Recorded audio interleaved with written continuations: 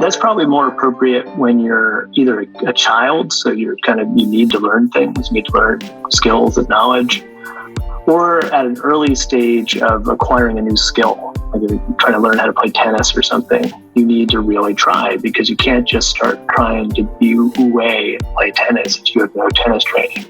But then as you get the technical skills down, you get to a point where the biggest barrier to success is not your lack of skill, it's your trying too hard, it's your mental barriers. And this is why I think if you look at professional tennis players, for instance, they're all just wildly skilled. They've all been training incessantly since they were kids.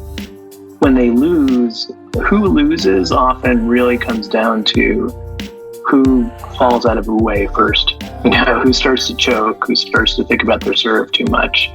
Their biggest enemy is themselves psychologically. What's up, my friend, and welcome back to another episode of the Legendary Life Podcast. I'm health expert Ted Rice, and today I'm coming to you from Vero Beach, Florida.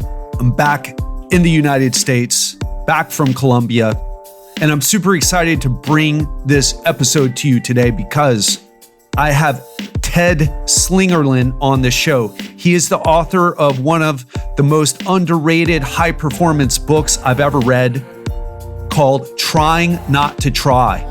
So let me ask you this.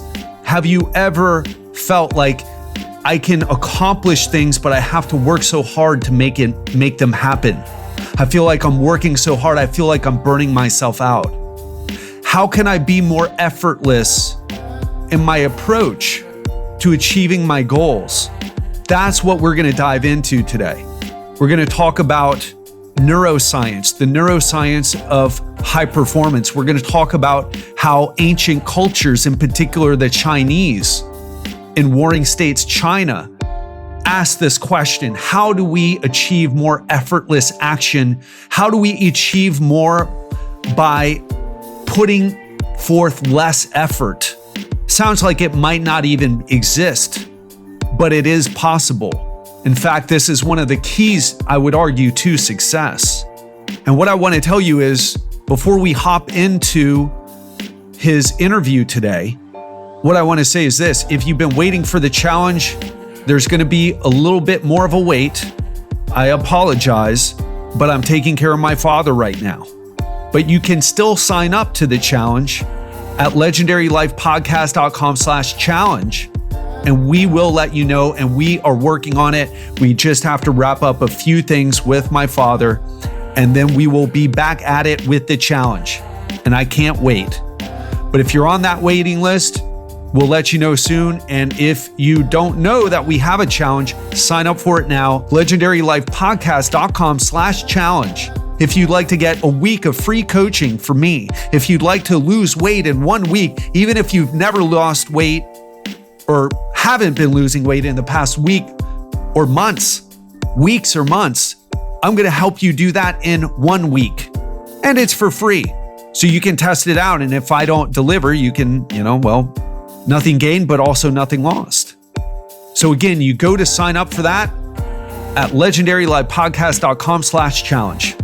Now let's get to the interview on how to try without trying with Ted Slingerland.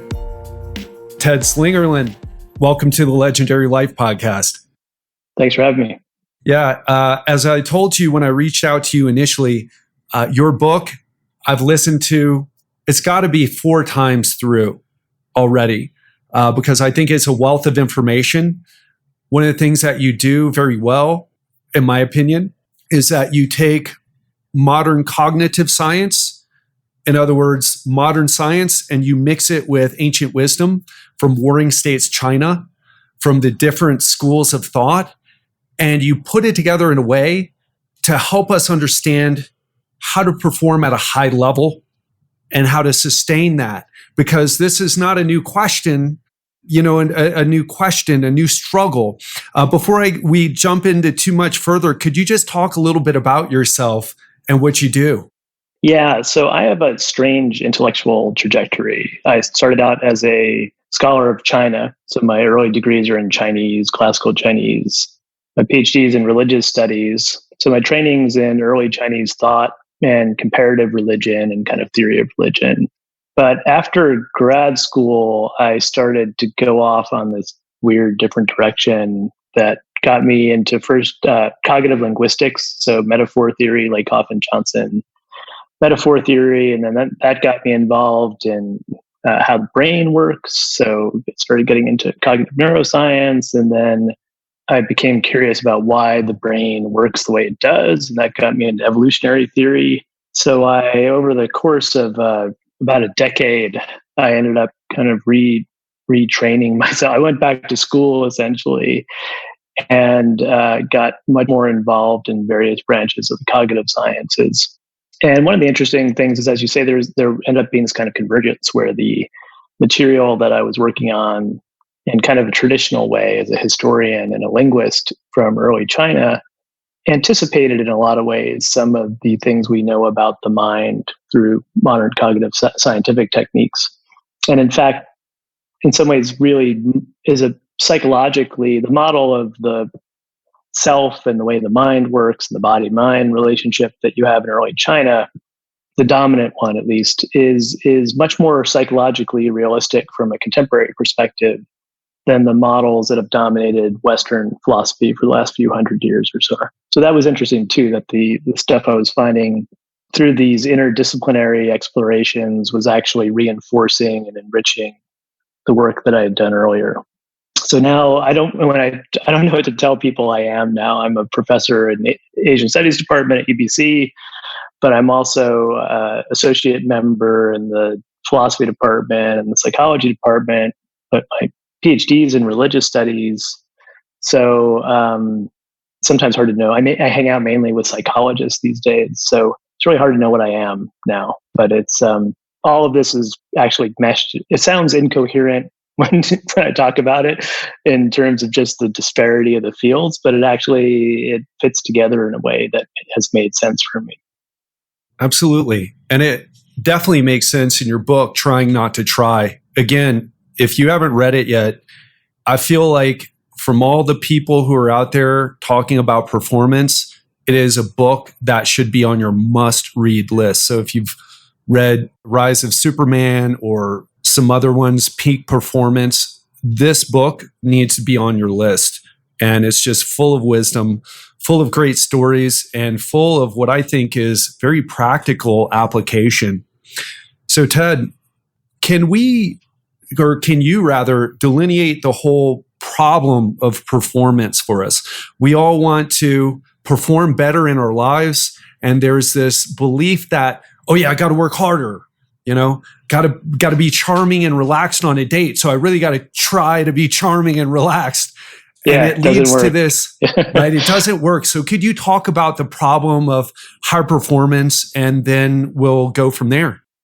Yeah. So this is a problem. The problem of high performance is something that I think has been recognized for a long time in certain sub-communities. So people like athletes, performers of various types, so musicians, comedians. But I think the people I've heard from most are people who do improv. It seems to be where this tension is the most acute, is when you're trying to be good at improv. But it's basically this issue is that there are certain areas of life or certain types of success. Sometimes working really hard directly leads to success. So you work for 3 hours on something and you get this increment of success. So there are tasks like that. And there are things in life where getting it done just means doing it. And so those are pretty straightforward. The problem is there are some skills, some areas of life where active trying is actually counterproductive. And so as an elite athlete, you perform best. There's really good data on this. You perform best when you're not thinking about what you're doing, when you're in the zone, when you're just relaxed. And the best way to screw a professional athlete up is to ask them to think about what they're doing. There's actually a great study where if you ask professional baseball players to think about how they're moving the bat through space, they can't hit the ball anymore. They're terrible. So athletes know this. They need to be relaxed in the zone. Performers know this. So if you want to be a good comedian, you got to be loose. You got to be responsive to your audience. You got to tell what they're liking and what they're not. And you can't do that if you're monitoring your own performance too much. It's counterproductive to be trying too hard. So these people have long recognized this problem. I think the part of the reason I wanted to write this book was that I don't think ordinary people realize how pervasive this problem is in everyday life. And so even if you're not an athlete, even if you're not going on stage to do a stand-up routine, you face this problem in your daily life a lot. So you brought up the dates, right? So we all have the social situations where we want to be on a date, you want to be charming and attractive. In a job interview, you want to seem confident and competent, but not obnoxious, not overbearing. In interpersonal relationships, it's clear that to be successful, to be charismatic, to be liked, you need to be relaxed. You need to be open to other people and perceptive of their situation and how they're reacting to you. And that's something that can't be forced. You can't consciously try to do that. And when you consciously try to do it, it comes off as forced and fake. You have this problem too in things like creativity tasks. So if you are involved in any type of job where insights are important, so you need to come up with a good idea. It could just be, a new way to organize a machinery production line or a new way to pitch an ad. We again have this kind of idea that, well, we do pull all-nighters and we stay up all night and we work. We sit in front of that blank Word document and something's going to happen. And that's not true. In fact, there's, again, good experimental evidence that in what are called lateral thinking tasks, there's, again, cognitive tasks where you just plod along and solve the problem, and the more effort you put in, the closer you're going to get to the solution. But there are these lateral thinking tasks or insight tasks where effort can't get you there. What has to happen is this kind of relaxation of cognitive control, which then allows the subjective feelings that the answer just pops out to you. And there's great ways to operationalize this experimentally, get people to try to solve insight tasks. And people solve insight tasks when they stop trying, when they stop directly pursuing it and they let it kind of percolate and just let the answer come to them. So we have these situations throughout life where trying to solve them, trying to be successful will lead to failure. The problem is you can know that intellectually, but it doesn't necessarily help you in the situation. So you could be an athlete and know I'm thinking too much, I need to just hit the ball. But the more you think about that, the more it's going to screw you up. You could be in a date and be saying to yourself, I'm talking too much. I need to relax. I need to listen to her more. But the more you start thinking that, the more nervous you get and the more tense you seem and the worse you perform. So there's a real paradox. I call it the paradox of trying not to try. In a situation where you know that trying is bad, how can you consciously try not to try? How can you consciously shut down your conscious mind? And it is a real paradox. And I explain why, from a modern perspective, it's a real paradox, because the part of your brain you're activating when you're telling yourself to shut up or telling yourself to relax is the part that needs to be downregulated. So you're activating the part that needs to not be activated when you're thinking too much about something. And so the early Chinese were aware of this tension. So they saw the early Confucians and Taoists that I look at all saw spontaneity and kind of unconscious skill and absorption in the world as the secret to success. But they were also aware that there was this paradox that if you are trying to do that, you're not going to be able to do it. And so they developed various strategies for it's a real paradox. You can't have a solution to it, but you could come up with kind of mitigation strategies or indirect strategies for getting around it. And that's what I think part of the value of these early thinkers is they were really worried about this problem and spent a lot of time trying to figure out how you'd get around it. And I forget whether it was in your book or whether it was in the course that you teach that I also went through, but you talked about how the stakes were much higher for them. If you lost power in warring states, China, you lost your head. And in our world, we have this different perception of threats. You and I are talking during the coronavirus lockdown. And, while there is some definite threat out there, so many people are reacting in a very negative way, maybe an overreaction to it.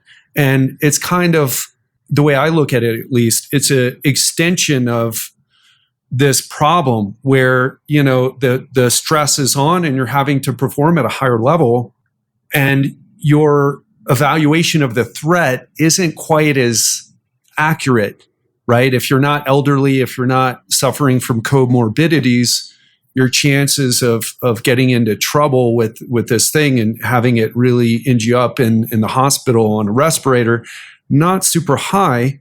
And ironically, kind of to your point, that drives up stress hormones. Stress hormones reduce our immune system, and it's this problem that we all find ourselves in.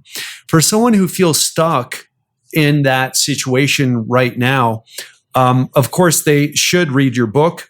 Brilliant examples, and you go through the different schools of thought, of Chinese thought on this, and you talk about how they approach it, and you talk about which ones you believe are the best. But for someone who's stuck right now, maybe they're listening to this during the lockdown, maybe it's after, what would you recommend how they start looking and approaching this problem when they feel, whether it's the pressure to perform, and then they get into that downward cycle that actually sabotages their success, whether that's on a date or in a job interview, or whether they're an athlete or whatever their situation might be? What would you say to them?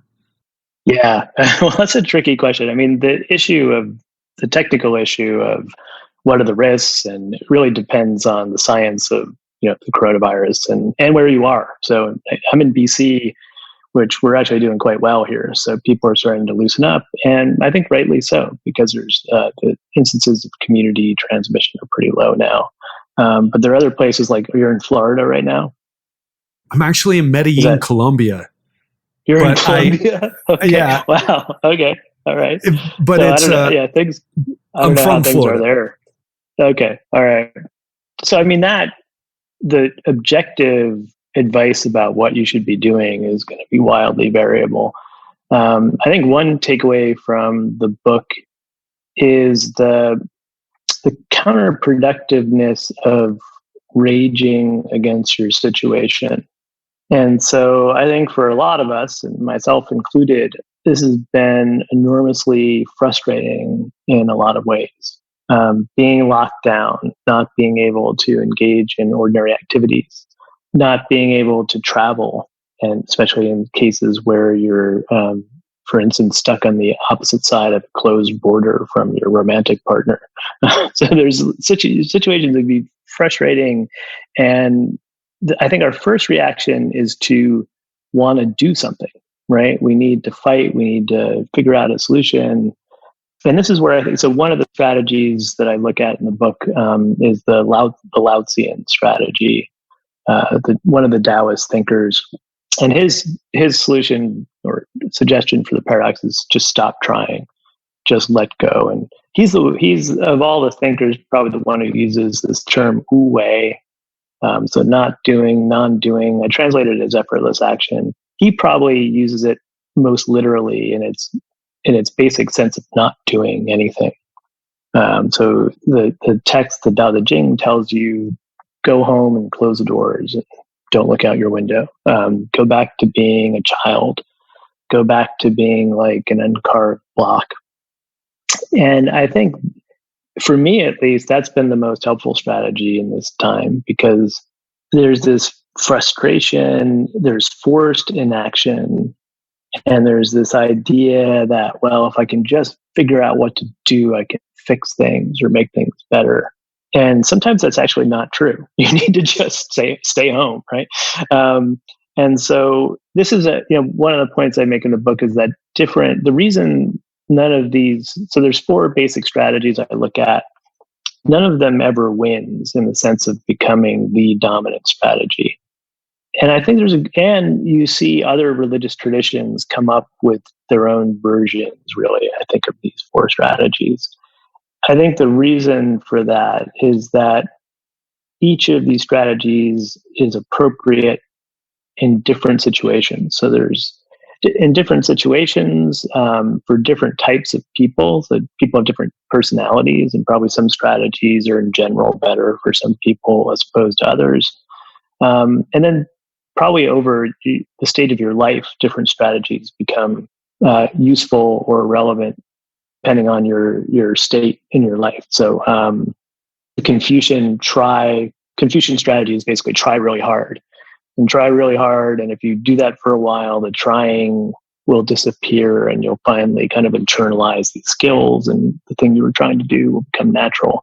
That's probably more appropriate when you're either a child, so you need to learn things, you need to learn skills and knowledge, or at an early stage of acquiring a new skill.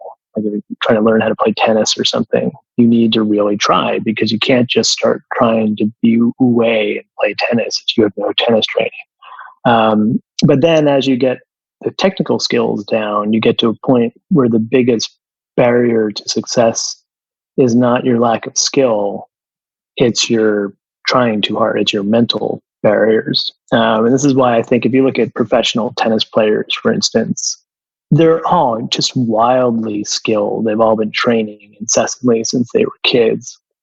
When they lose, who loses often really comes down to who falls out of a way first. Who starts to choke, who starts to think about their serve too much. Their biggest enemy is themselves psychologically. And so if you're at that level of performance, probably the more Taoist strategies of kind of not trying or letting go are more appropriate than the Confucian strategies. But I've been thinking about this a bit, that there's a tendency where I just want to do something or fix a problem or get out there, and I can't. And that frustrates us. Humans are problem solvers, and we want to fix things, we want to do things. And so I think reading the Tao Te Ching and listening to Lao Tzu a little bit more is probably what we need more of right now during this period. This is definitely a period of time when not doing is the beneficial way forward. And just to reiterate that for people listening, Confucius believed in bowing a certain way, dressing a certain way, performing these rituals over and over and over. In other words, hard training. And eventually the training shaped you into a person who just automatically did things the way they should be done, according to him. And then there's this other school of thought that believed that, just completely backing off the Tao Te Ching, and Lao Tzu believed in just, not trying, just totally kind of surrendering to spontaneity, for lack of a better term. And to nature. There's a kind of sense in the Tao Te Ching that your nature is simple and good, and if you can just stop all this trying and listen to your nature, or turn to your nature, everything will be okay. So it was a kind of back to nature movement, if you want to look at it that way. And then I compare it to the 1960s hippie movement, and there were these parallels, these kind of the idea that education and technology and things like that were bad and kind of made us unnatural. So the Laozian reaction is kind of a counter or protest movement to early Confucianism, I think. But then we get the third strategy. We get Mencius, who is a Confucian. He claims to be a follower of Confucius. From a historical or philosophical perspective, he looks a bit like the Taoists, and you can see him as kind of trying to split the difference. So something he picks up arguably from people like Lao Tzu is this idea that human nature is good. So we have this good nature. But for Mencius, it's not just there waiting for us to discover. It's just a potentiality. And the dominant metaphor he uses is sprouts. It's like these sprouts of virtue that are there. They want to grow into virtue. So if you want to think of it in terms of success, we have these sprouts of success inside of us. They want to develop their natural tendency, if nourished and helped to grow, is to grow into the full fruit of success. But it's a really delicate process, because if you push it too hard, you're going to mess it up. But you also can't do nothing. And so he's got this famous analogy. He talks about this farmer from Song, the state. In Warring States, China, for some reason, all the texts make fun of the people from Song. They're always doing these stupid things. So there's supposedly this farmer from Song, and his corn plants are not growing fast enough. He's impatient. He wants them to grow into corn faster. And he comes back one day really tired and says to his sons, I'm tired. I've been out in the fields all day helping the corn to grow. And they're like, oh man, what did he do? And they run out and they look in the fields and all the corn plants are dead because he's been pulling on them, trying to get them to grow faster, rip them out of the ground, kill them. And so for Mencius, I think that farmer who's trying too hard is the danger of trying to force things and push things. And if you do that, you're going to screw it up. But in his kind of debriefing of that story, he says, on the other hand, you can't not weed and water. So if you do nothing, the corn plants are going to shrivel up and die because they need water and they need tending to. And so he uses this agricultural set of metaphors to get to this idea of effort that is not unnatural. It's effort that's kind of constrained by, you have to be sensitive to what your plant wants and needs and the direction it wants to go in. So it's kind of try, but don't try too hard.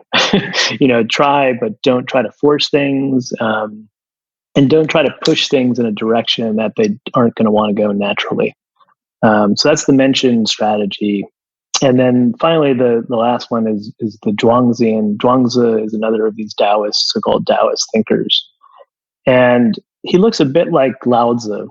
But Lao Tzu is really much more reactive in the sense that he really wants you to reject culture, reject education, go back to primitive living style. Zhuangzi is a bit different in that he thinks we're kind of stuck here where we are. We're stuck in complex societies. We're stuck in complex jobs. So for him, the way to get out of this problem of trying too hard is just to let go and try to make your mind empty, to not impose your view on the world. And he thinks if you do that, the world will tell you what to do.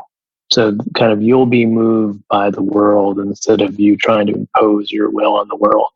And then you'll be able to move through the world skillfully in a way that you're very successful and you get along with other people and you get to live your life out, be happy. But because you're following the natural tendencies of the world, instead of what he thinks we tend to do as humans is try to make the world bend to our will and kind of do what we want.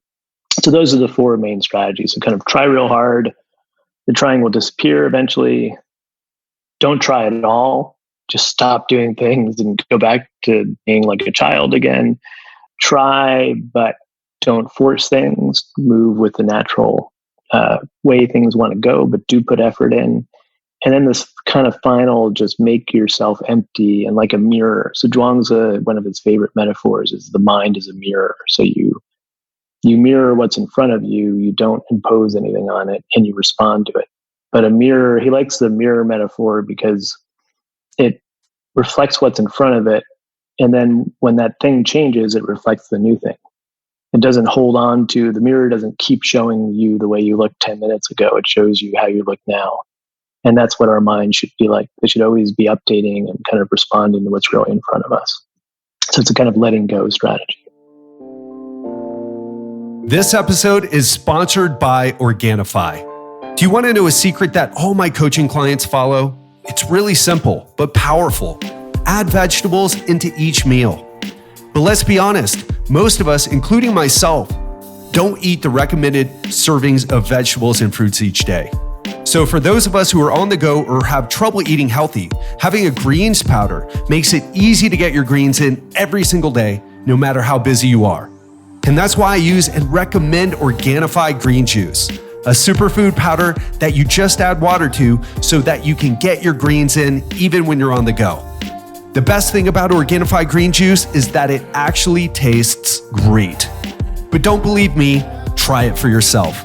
And use the code TED20, that's capital TED, the number 20, at www.organifi.com Organifi.com.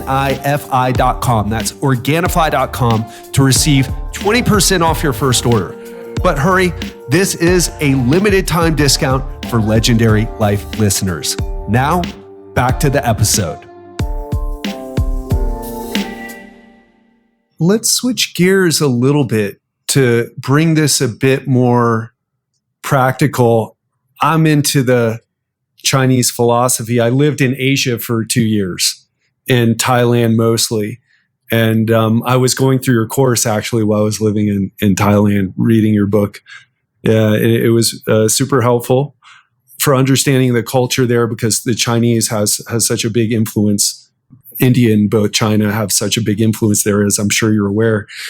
Something that you talk a lot about in your book are hot and cold cognition. And I think it's a great way of talking about things that's very accessible to people who may not have the knowledge about, except for seeing a Lao Tzu quote, right? Lao Tzu quote on the internet, or a Confucius quote. Can you talk about hot and cold cognition? And then we can talk about maybe how that translates into this situation that we all experience, this dualism, and we'll go from there. Yeah, so the hot and cold is one way that psychologists characterize what's more broadly called dual system model of thought. So the basic idea is everyone's got their own terminology. So system 1, system 2, hot versus cold, bottom up versus top down. There's a lot of different ways of talking about it. But essentially, what I like hot and cold, the hot system is what the vast majority of our cognition is. So it's fast, it's physiologically frugal, it's mostly unconscious. Most of what we do is hot cognition. So I don't have to think about how to speak English when I'm talking to you. I don't need to think about grammar. I don't need to, when I get up and go get a glass of water, I'm not thinking about how to move my muscles to get off the couch and how to work at my sink. This is all completely unconscious. I've downloaded, if it's not an innate skill, it's something that I've downloaded onto my hot cognition so that I don't have to think about it. And this is how skill acquisition works, is that when you get good at something artificial, like driving a car or playing tennis or some sort of thing we don't do naturally, there's always a period of training where you're having to use your cold cognition to do it at first. And so cold cognition is our rational mind. It's our conscious mind. It's the seat of what's called cognitive control or executive control. So a good way to get a sense of how these two can conflict is, if you're on a diet and you're hungry, if you are presented with a tasty piece of cake or something, your hot cognition wants to eat it. So your hot reaction is eat, delicious, eat now. If you wanted to put it into words, that's what's basically going on. But humans have this great ability to flip into cold cognition and exert cognitive control. So if you're on a diet, you can stop yourself and say, no, I don't need the calories. I'm not going to eat that cake. And you can force yourself not to eat the cake. That's cold cognition taking over and thwarting hot cognition from doing something. If you're learning to play tennis and you need to, so I learned tennis as an adult and had to overcome these hot tendencies. So when the ball comes at you, your natural reaction is just to hit it back, like just a flat stroke. And the counterintuitive thing in proper tennis is that you actually come under the ball and brush over it, do this kind of weird arc, because the only way to keep the ball in the court and hit it hard is to put topspin on it, right? So it's really counterintuitive. You're kind of hitting up in order to hit in that direction. And so learning how to do that properly involves, first of all, in your cold cognition, understanding the principles behind it. So learning what a proper stroke looks like and why you do it and what it's supposed to feel like. But then for a while, constantly overriding your hot cognition, because your hot cognition wants to hit the ball flat and you've got to go, no, arc, do the big thing, do the windshield wiper. But ideally, once you do that for a certain amount of time, you internalize that new way of swinging up in order to hit the ball out, and it becomes hot. It becomes part of your hot cognition. And then you can start paying attention to other things like court position and actual strategy once you get beyond that role. So that's how hot and cold interact with one another. Cold can be used to train up your hot cognition to allow you to do new things in a natural way.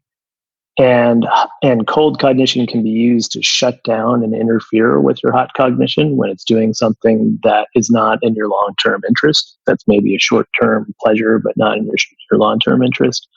But cold cognition can also, and this is where the paradox of Wu Wei, try not to try, comes in. Cold cognition can also screw up your hot cognition in situations where it shouldn't be sticking its nose in.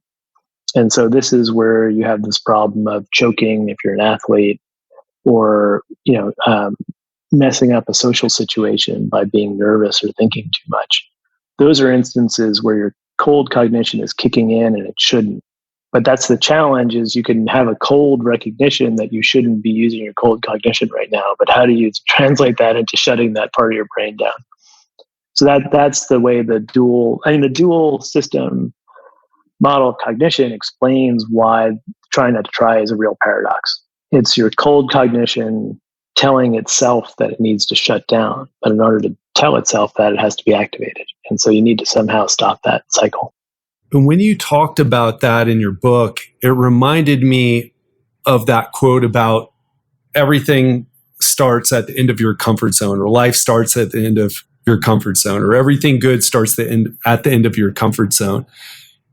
And so many times in our lives, we're presented with opportunities and our hot cognition kicks up, like maybe going into a sales meeting where it's a really important meeting that could lead to a lot of business. Maybe you're, like you said earlier, on a date, whatever the situation may be, and you feel this fear. And in my coaching for 21 years with people with nutrition and exercise, a lot of people have fear about that. I'm worried about what will happen if I sign up with you. I'm worried about what will happen if I go to the gym, and will people look at me? And so many times it's like this opportunity for growth. How would you help someone to differentiate between a fear that is like, well, don't jump out of an airplane without a parachute. That's a rational fear, versus a fear that's holding us back from achieving something more in our life? Yeah. So those are situations where your hot cognition is holding you back. Your spontaneous response is fear or nervousness or conservatism. And what you need to do is exert some cognitive control and get yourself into a situation that's making you uncomfortable.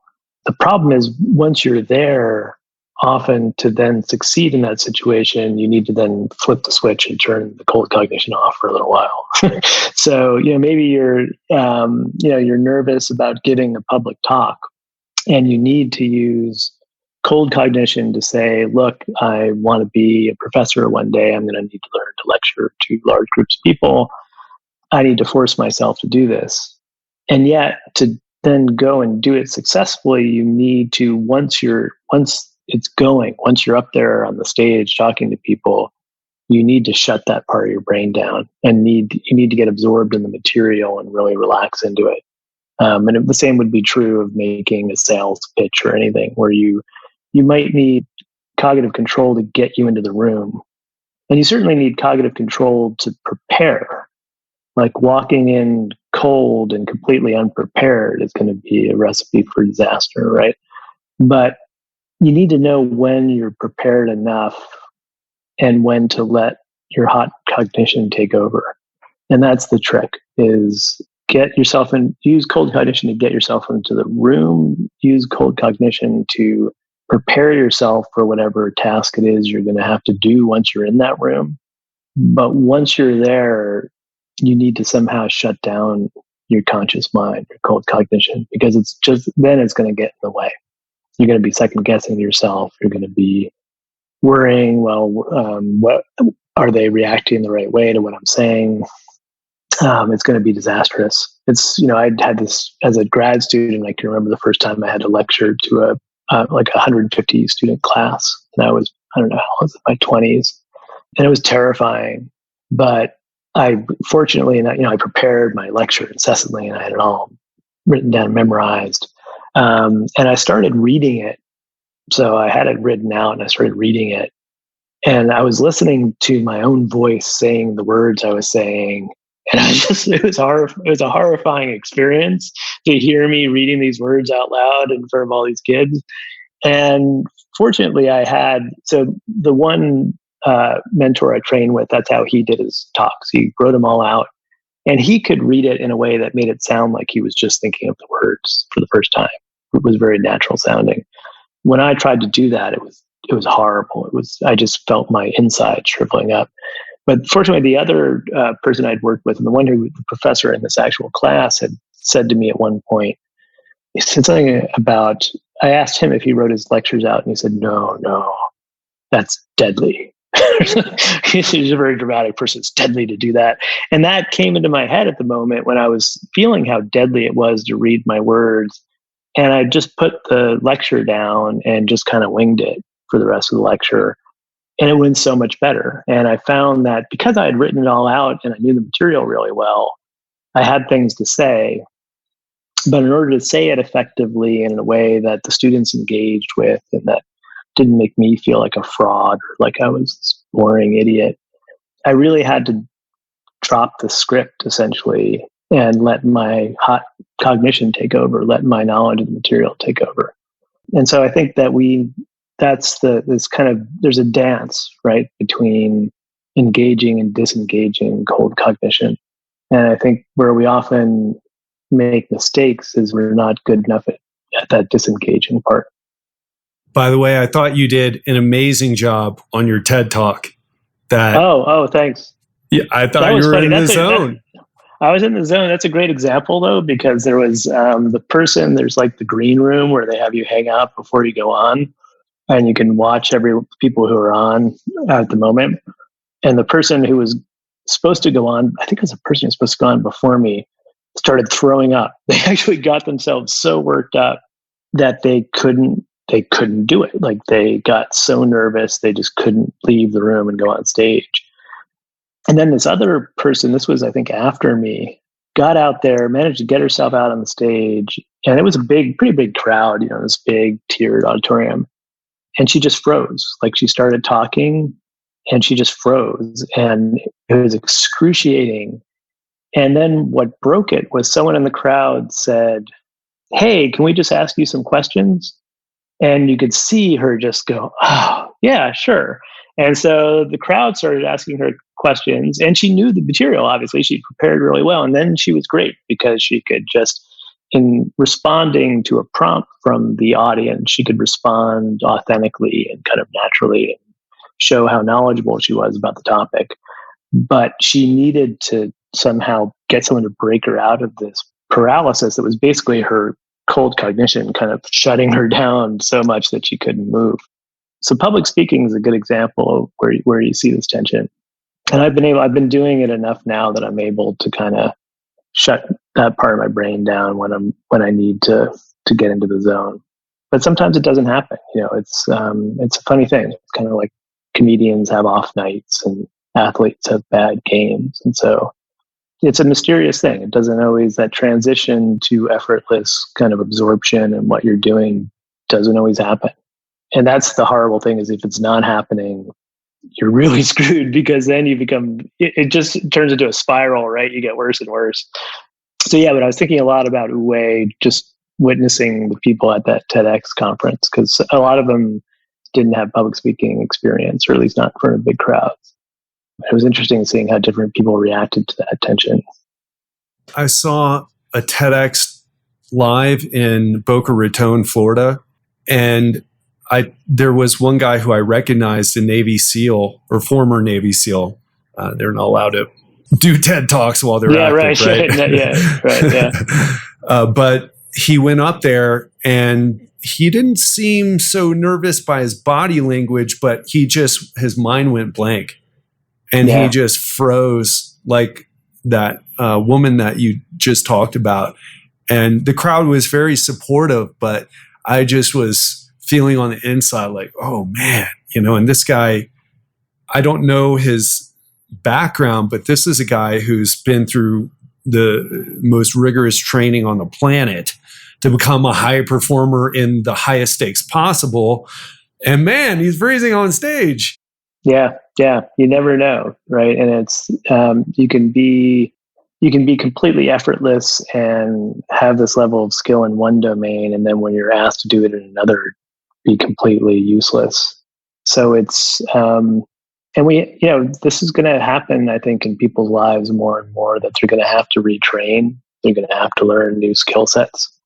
People are not only just because the economy is changing, the nature of work is changing, but people are living so much longer. People are going to be active in their 70s still and in the 80s. And so this is going to become more of a problem where people are going to have to become comfortable and learn how to be effortless and effective in a domain that they haven't been that way in before.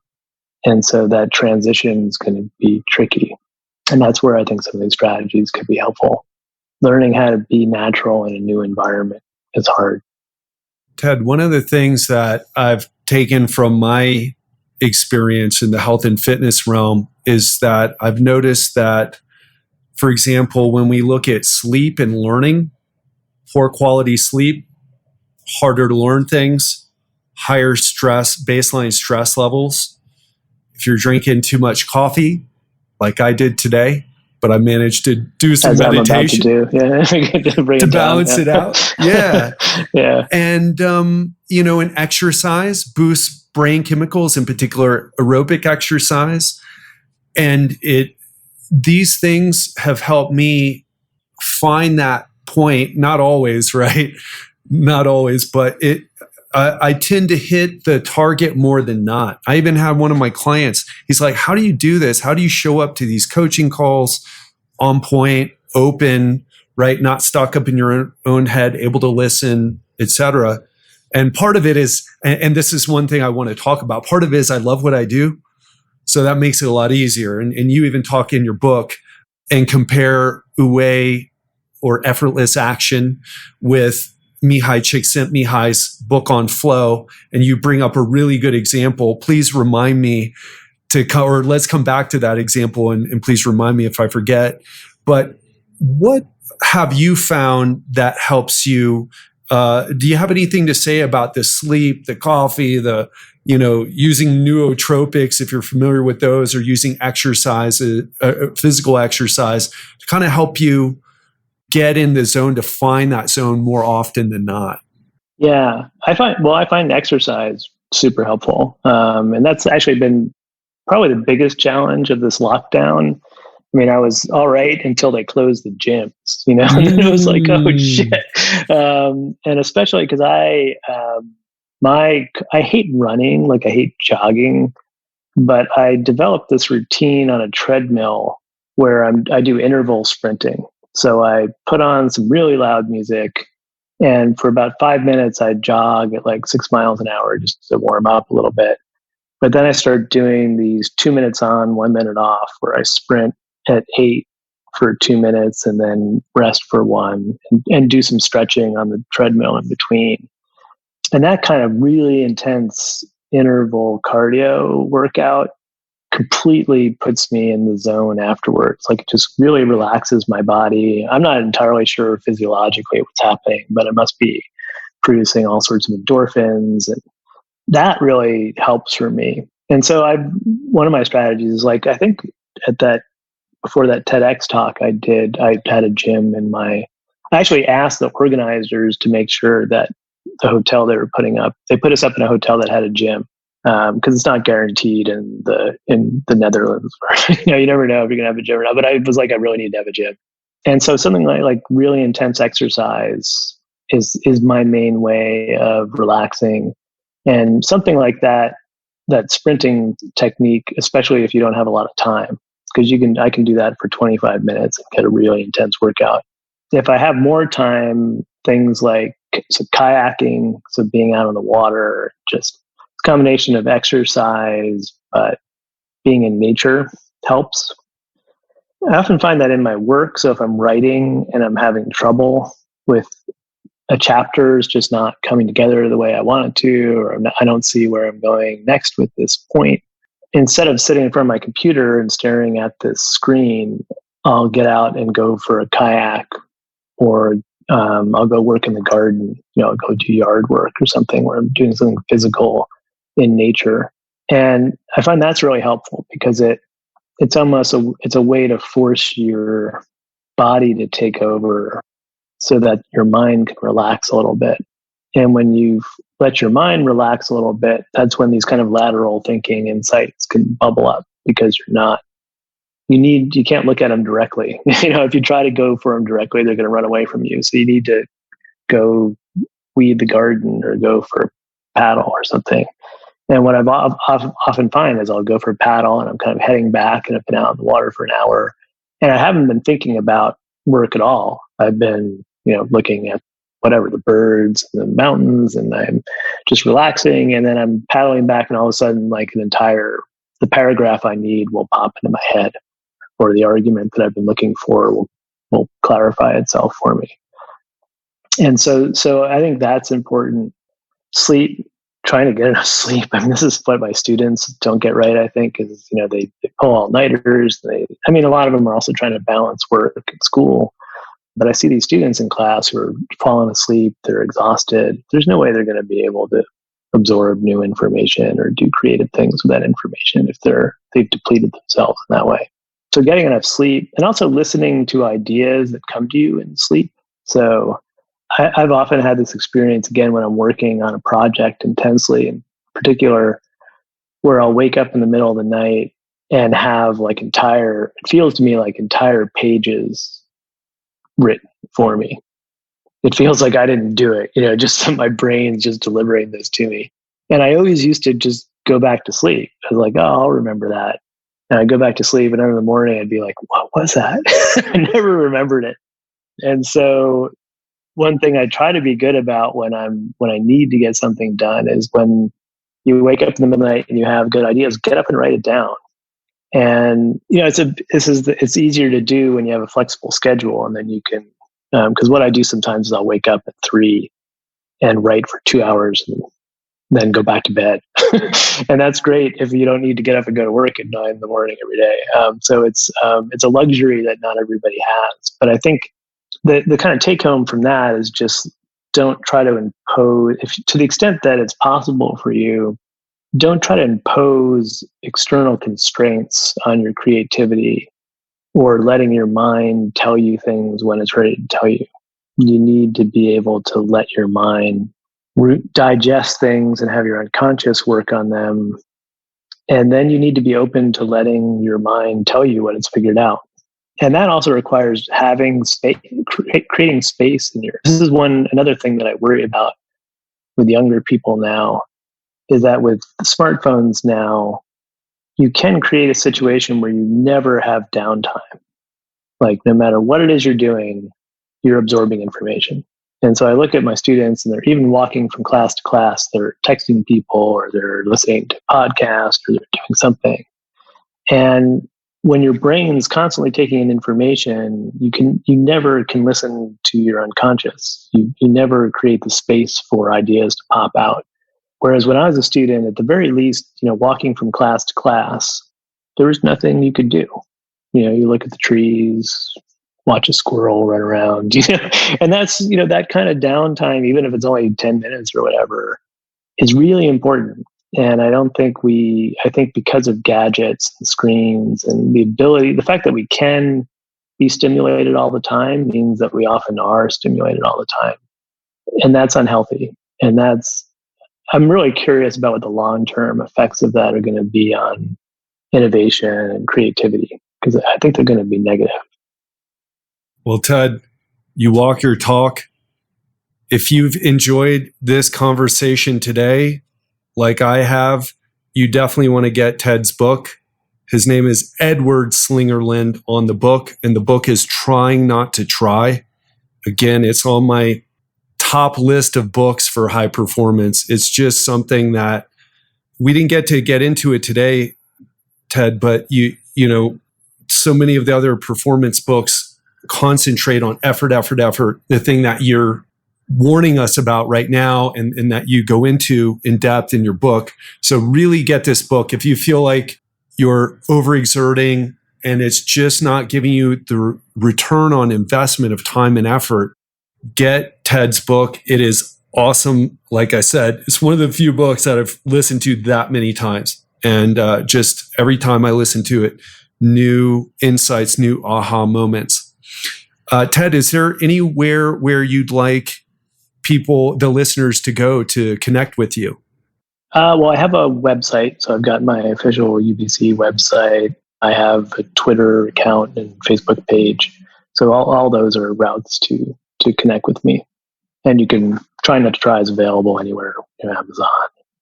Audiobook, as you do. Yeah, I recommend the audiobook. If you're already a podcast listener, it is the narrator is good.